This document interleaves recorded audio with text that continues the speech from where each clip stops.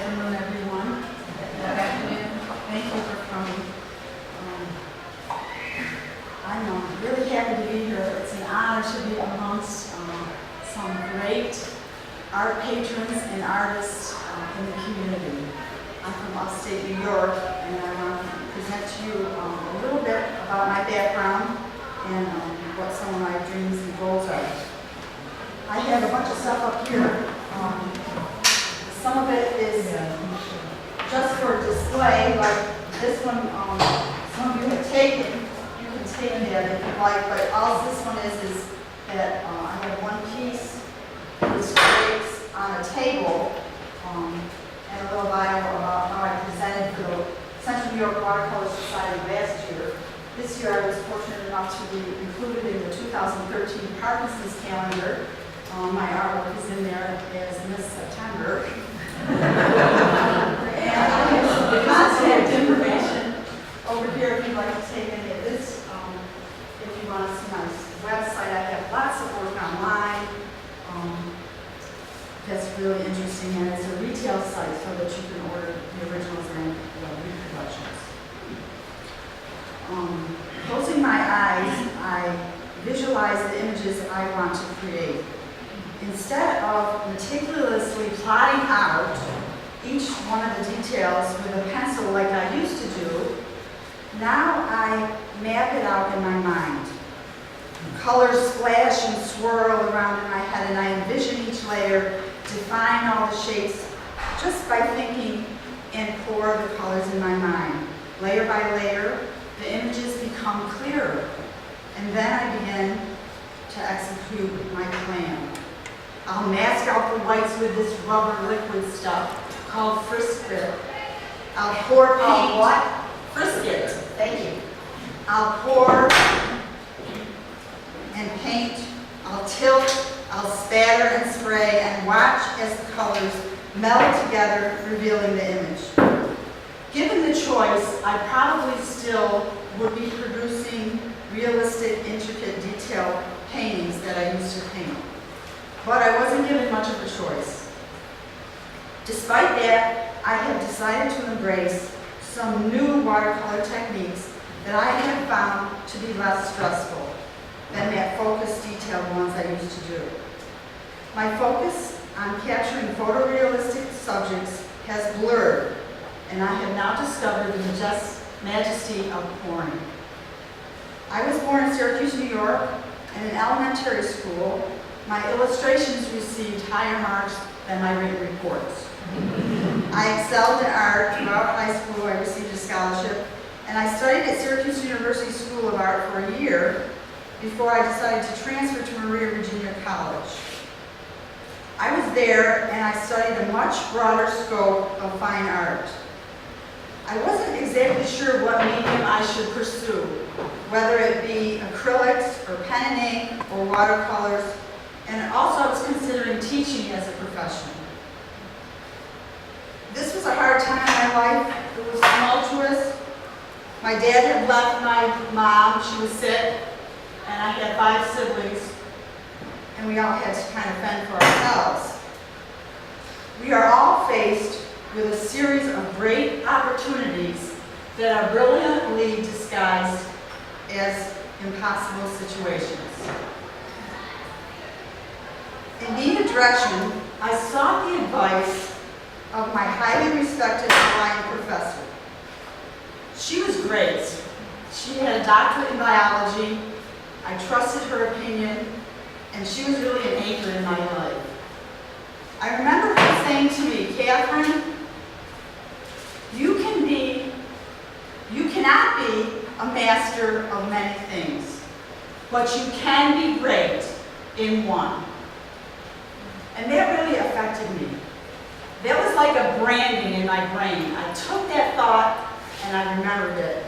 And I continued on that path to start to really trust my artistic expression. So I began to fine-tune my watercolor skills. I started taking workshops from respected watercolor artists like Tom Lynch and Fred Graff, 2 artists that had 2 very different styles. I started to copy everything that they did. You know, I bought all their books, I studied all their DVDs, I was copying and imitating each one of their brush strokes. And then I decided, you know, this isn't working. This isn't me. I am just replicating their work, and I need to find my own niche. I need to find my own voice. Religion was always a big part of my life. So I knew I wanted to somehow connect or to transmit that message that God is always with you. You are never alone. But I just didn't know how to do that.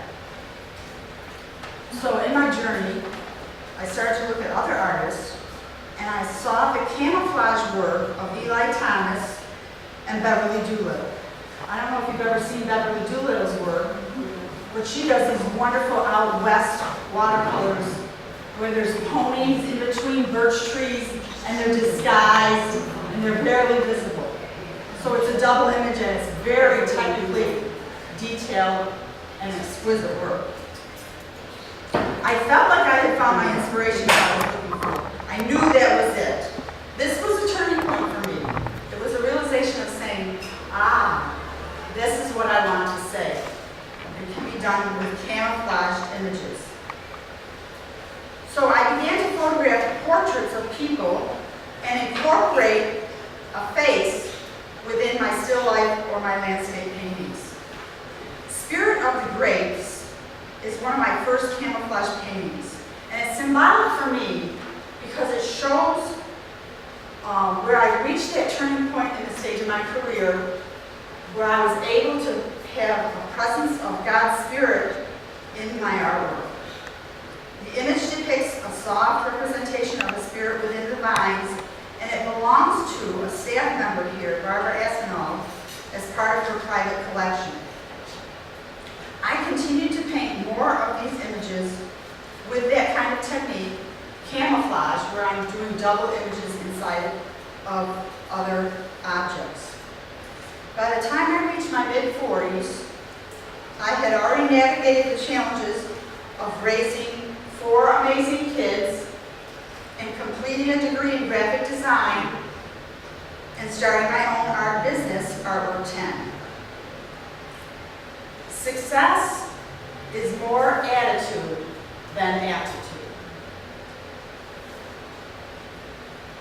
I was creating panoramic, complex views of Italy and detailed commission portraits. So I really wasn't too concerned about the way my right pinky was starting to twitch. Then my right foot began to drag, and then I began to stumble. Let me tell you, God will either lighten your load or He'll strengthen your back. I wasn't satisfied with the diagnosis of the first neurologist, so I sought the opinion of another and another.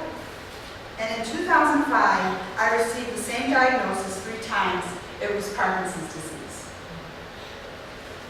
So I retired early from my position at the Circuit City School District, and I found myself traveling on a new path, one that had given me more time to paint and to teach. Parkinson's has strengthened me in my weakness. By embracing the permanency and the symptoms of the disease, I have been able to blossom. The loss of my fine motor skills have sparked exciting new growth for me that I would have never even tried to discover if I didn't have a disease. And also, I would have never had the visionary skills that I have now because of the disease. In 2006, I married my husband, Richard Bennett, and he provides me with unfailing support. He helps transport my supplies. He defrays the cost of my framing and art supplies and often carries my artwork. We enjoy traveling, and we often took trips to Italy to visit family there. Working primarily from photographs, I have completed several paintings of Italy from our visits there. Washed Italian style, and I'll show you that, is one of my favorite pieces because of its fresh play of sunlight, reflected light, and the shadows dancing between the clothes. Wanting to add to my Italian series, I created Streets of Abruzzo. This is by pouring multiple layers of paint for the foreground and the background, and then finishing the piece with areas of architectural detail. I have that here, and that was the piece that was selected for the 2013 Parkinson's calendar, and it's in here. And if you're interested in ordering that calendar, it is free if you write to the website that's listed on a sticker up here that you can take with you. This piece, The Streets of Abruzzo, is another turning point in my career for me. This is where I learned that being so frustrated with my right hand tremor and having to go left-handed, I needed to come up with a new plan. So after finishing that very frustrating piece, I decided to turn towards a new direction, and that is pouring. I didn't want to paint this way anymore because it was really hard for me. So I started to embrace the fluidity, of almost semi-abstraction. Now I pour transparent paint mixed in small cups with water, pre-mixed paint, onto a very large full sheet of watercolor paper that's completely wet. And it's so much better. Using a liquid rubber-based frisket, I mask off the areas that I want to leave white because it will protect the areas on the painting from any paint. It's temporary, so you don't have to worry about it. It comes off at the end. And then layer by layer, adding mask or removing mask, pouring paint, using a hairdryer and blowing dry the paint in between the processes and layers, I see how the vibrant colors are enhanced. With this process, I am able to manipulate the paper and mingle luminous washes to create an effect that I would not be possible if I were using a brush. Looking at precise, intricate images like Italia Spectra, and I'll show you that one, that's a picture of Italy in Portofino where there's lots of boats and lots of water reflection. And the floral that I had up here is a card form called Always Growing. Sometimes I feel concerned about, well, how am I going to represent something that's very detailed if I wanted to? Knowing now that I don't have the fine motor skills that it takes to draw those images. But losing some of my ability to draw has caused me to improvise. It has transformed my tedious exact method into one that's looser and more relaxed. I really have been blessed to discover some absolutely wonderful ways to shake, spatter, and roll watercolors. Fear is useless, and faith is priceless. The challenges that I face push me forward on this artistic journey. I have gained an appreciation for every day. Knowing my symptoms will change. Knowing my muscles soon might not respond. I have made watercolor painting my daily priority. I have learned along the way that painting is easy, but painting well is really difficult. And it isn't necessary to blow out another artist's light in order for your own light to shine. I know in the artistic world it can be very competitive. I have a sister that went to school for design in New York City at the Fashion Institute of Design, or MIT, something like that. And she would tell me horror stories, how the other artists would sneak in the other student's room and rip up and destroy their work because it's so competitive. I'm the type of artist that disagrees with that philosophy. I love to teach here at Dunning. I love to give everything that I got in hopes of passing the torch. And I don't believe that you have to extinguish somebody else's great light in order for your own light to shine through. I'm going to share with you my watercolors now. And I'll just go through some of the changes. They're listed alphabetically. If someone could get the lights for me. Thank you. This is called Adam's Rebirth. It was done early in the 1990s. And it's a sculpture from Mr. Mestrovich, a very famous started out of Washington, D.C., and I took a photograph of that while traveling, and then I, put them in these array of lilies. So this is kind of camouflage, but really not covering up the subject or the portrait yet. This is a portrait of an artist friend. We gathered around, had an art party, and everybody had to wear a hat. Everybody had to bring their cameras, and we all took pictures of each other. This is a woman that loves to camp. She's also, like I said, an artist. So I started to begin to camouflage my work. You can see where I'm putting her in the water, which is something different. And her eyes are closed, thinking about it. It's called Dreaming of Camping. This one's out in the hallway. This one was done mid-2000, I'd say, maybe 2003 or 4. And this is a building in Italy. It's called Christ's Bride. And it was more of an allegory of triumphant over evil and the second coming of the church. So it's kind of, and this is called Dream Keeper. I photographed a woman sleeping, a model, and then I went about my usual cemetery outings, taking photographs of different cemeteries, looking for different angels. And then I would convert those, I take a picture of the angel at the cemetery, and then I would convert that to a drawing, and then fill it in with color. And this is supposed to symbolize that while we sleep, we're being protected.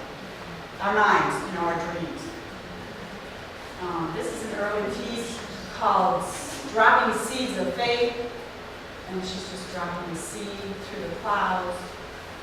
This one won an award for the National Watercolor Society in 2009 out in California. And this is called Eternal Spirit. This is a very large piece. And I had fun doing this one because I wanted to join the two images of the angel and the woman. And I had to draw the angel on a tracing paper and draw the woman on a separate piece of tracing paper, put them on top of each other, and slide the pictures around until I could find a spot where they would be joined. And right at the woman's shoulder is the place where they're joined by the angel's underarm, and they share the same exact point. So that was a challenge, trying to get a way to merge that angel into that woman. This is a recent painting I just finished here this semester, and it's taken from a photograph from Italy. It's called Every Day a Step Closer to Heaven. This is a pouring that I did also of leaves. I was in Buffalo, New York, traveling and photographing images. It was early in the morning, probably 6 a.m., and the sun, it was in the fall, the sun was coming up, streaming behind this beautiful array of fall color. So I took the photograph, and this is done on a very large piece of paper. And there's some different techniques that are incorporated into this piece. There's liquid acrylics in here in small amounts that really separate. It's up in this area. And you can see in here. So there's lots of techniques in this particular piece. And I've also incorporated the use of circles. You can see those circles kind of floating around in the background, which break up the background space, and they add interesting movement. Can anybody see a face in here? There's a face here. This is one of my camouflage works.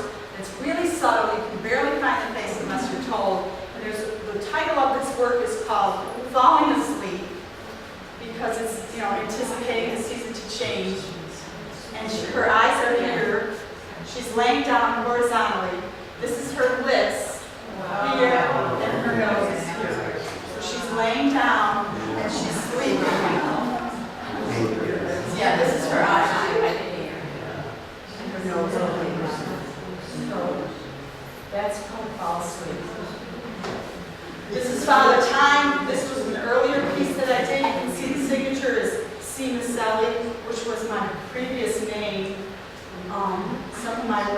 designed that way.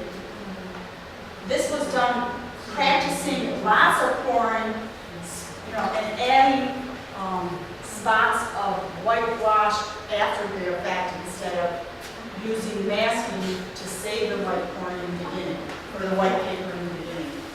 Even him, this is called Father Time, was added with a mix of gesso and a comb to create some real texture on his surface. You can see in this little piece, he's not really integrated into the background. So I really don't call this one a true camouflage. This is from that same sitting with artists where we all had a hat on and we partied all day and took pictures. And this was my grandmother's old hat, and my girlfriend put that on her head and was posing. And this is called Fixing Lips. And you'll see this is starting to go back into that camouflage effect where I've got his beard melding into the sea and his eyes covered with some of the cloud. And this is called God's Sea. I really wanted to create a painting of the sea that represented timelessness. Because so often the sea, when you look at it, doesn't seem to change. It has that sense of timelessness to it. And so I thought that would be a perfect subject to express that, and a reflective expression in his face. And I was pretty happy with this. And this one's in private collection also. This is a picture of a sculpture from a grave site again. It's called Race to Go On. I did it in '97. This is my most popular piece. People buy this for grieving or mourning, and I sell a lot of cards for that, condolences. It's called Race to Go On. I was inspired by that sculpture because I never thought of something divine like an angel to grieve and to participate in human loss. So I thought, I gotta paint that. It almost, to me, looked like she had come down off of the podium, and was grieving. And this was a commissioned piece. A woman said, "Oh, I've got this picture of a garden. Can you put my granddaughter's face in it?" I thought, for bread and butter, I guess I'll have to. Because often artists who really give up everything else and pursue their career have to take commission work and teach just to get by, because I can attest to that starving artist moment. And this is a recent one I've done. This is kind of like a floating tabletop. All that white area was masked out with liquid rubber first, and then I could pour tons and tons of paint in the background to get it that rich and that dark. This is a classic still life, no camouflage. This doesn't really float my boat. This one was something done for my church. It's called Hail Mary, not anything too creative. I was studying under Paul Jackson when I did this. He's a great artist from the Mid-South West, and he has this great technique in a wonderful book called Painting Spectacular Light Effects. He's a winner in all the big shows around this nation, and he has a great technique of how to create light in dark night situations. So I was really practicing that technique with a crown of 12 stars. This was a mixed media piece, really early on in my career, where I didn't know, what I wanted to do. So I was discovering the effects of acrylic and collage. There's lots of papers on there. This is a recent piece. Lots of pouring, lots of masking.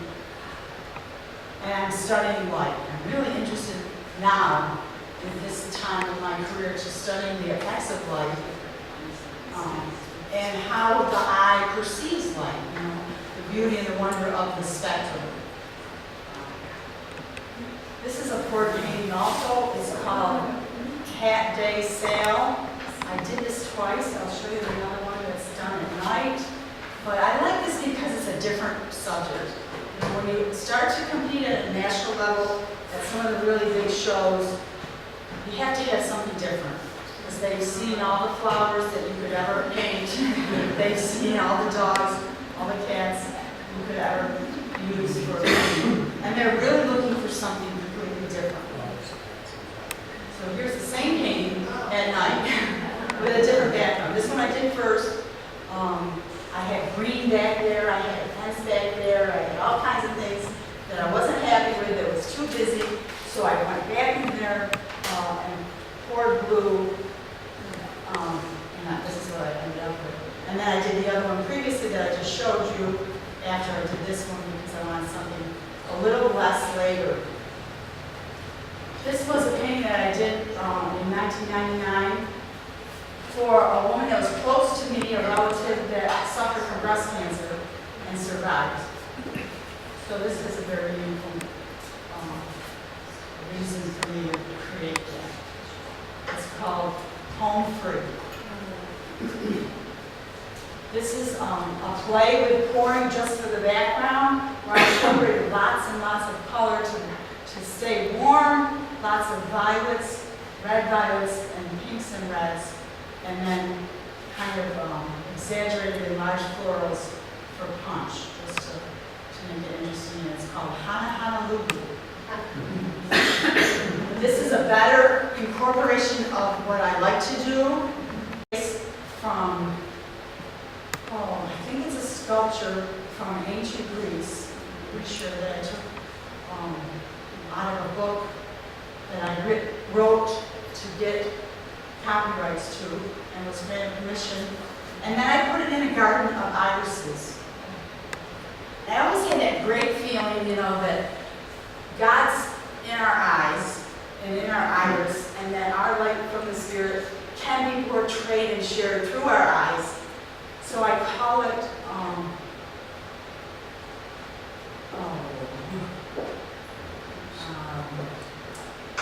have to tell you what I call it in a minute. I'll come to me in a minute. Called iris and iris. I rest in iris. Thank you. I rest in iris. I have another painting of irises that I like. That is a camouflage, similar to this, although the coloration is different. But you'll notice when I show it to you the next, or I'm not sure if it's next, but when I get to it, the face is much more soft, hidden. And that's called When Iris Eyes Are Smiling. This one is called Hidden Treasure. And it's just a happy woman inside of her basket. You can see her neck. She has a lightened shirt on in there that's kind of camouflaged on her shoulders. And that's another real camouflage piece. This is the one that I did when we started to travel to Italy to see family. It's called Italia Spectra. It's a Portofino, and it's got lots of color, lots of detail. This is another, I would say, one of my most popular works in terms of selling the cards and the prints. I did very little pouring on this piece. It's just direct painting. This is a poured piece, totally poured, one of the most abstract ones I've ever done. It's called Lightning Sea, and it has that wonder of variety of color, you know, all the way from the light yellow through the spectrum to the indigo violet. So I like this because it's easy for me, and I think the color itself is powerful. Then, of course, you got to go back to earning your money by commission. And a neighbor, this is my neighbor, came over, and her husband came over and asked me if I would paint his wife when she was 30 and incorporate the house in the painting for her birthday. And I said, you know, Mike, I don't know if I can do it. And if you notice, the eyes are done mostly in pencil because I couldn't do the eyes with my tremors. So I used my pencil and it was easier for me, and it worked out okay. But she runs an adult daycare called Elder Haven in her home. It's a very large, totally refurbished in what do you call that, wonderful English Victorian era. Yeah, everything's redone Victorian style. You can see in the window of the house, it says Elder Haven is her logo. And then up here, there's a dove, that's her logo, and why it's up there, it says Elder Haven. Where is that? This is in Canastota, New York, where I live. What town? It's Canastota, and it's 20 miles east of Syracuse, New York. Okay. It's a very rural community, small town. This is another angel from early on. When I started to begin, before I really discovered that camouflage, and before I really realized the power of pouring. This is the newer piece, very camouflage, one of, I think, my better pieces, and it's done with mixed papers too, so there's a sense of overlap. On my website, I use a tagline that says, "Unmask your passion." And to me, that really reveals some of that, even though her face is drawn on a different type of paper and superimposed onto the surface of the paint, I think it really relays a sense of empowerment to women too. It's called Miss Justice. This is an early piece. I did the pouring in the background. My name is Sally Pallian's original. My sister and my nephew. She's giving my nephew that. It's called Mother's Love. This is a new piece, recently, all poured, very little brush work, just towards the end. Lots of lifting, and this is called A Peaceful Retreat. I was traveling in Texas and was able to go to a Japanese botanical garden, and it was so beautiful, so peaceful there. And this is one of the first ones that I talked about in my speech about spirit of the grace. And this is the one that one of the staff members has here. I just really like this style and wish I could just do that. What's the title of that? Spirit of the grace. It's like fall kind of coloration to the gray leaves. And then this is called Straw Cover, where her nose is a pear and her eyes are sunflowers and her lips were kind of misshaped bananas.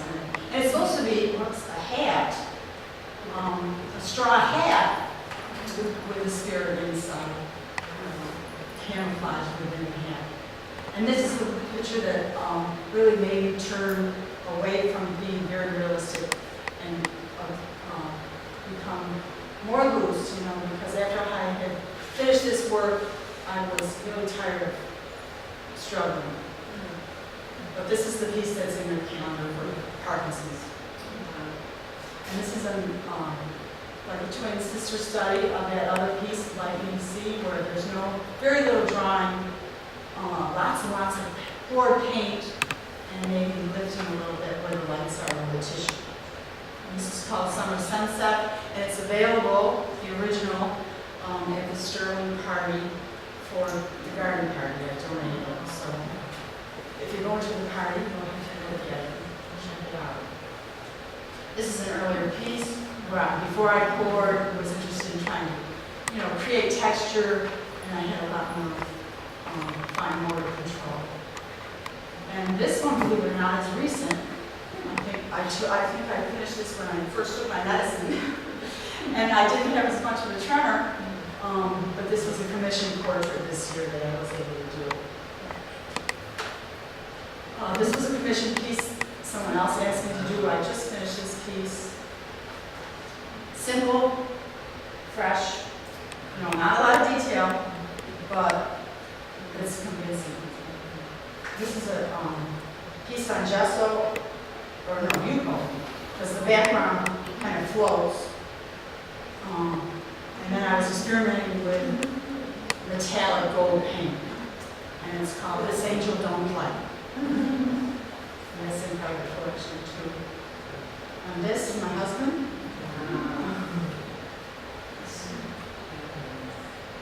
This is a recent piece I've just done, focusing on movement. I want to do the water move. I want those circles floating around. You can see these bunch of circles to lead you up into the statue. This was taken of a photograph from the old K-pop restaurant by Ruth Agricole in the back. They're still there.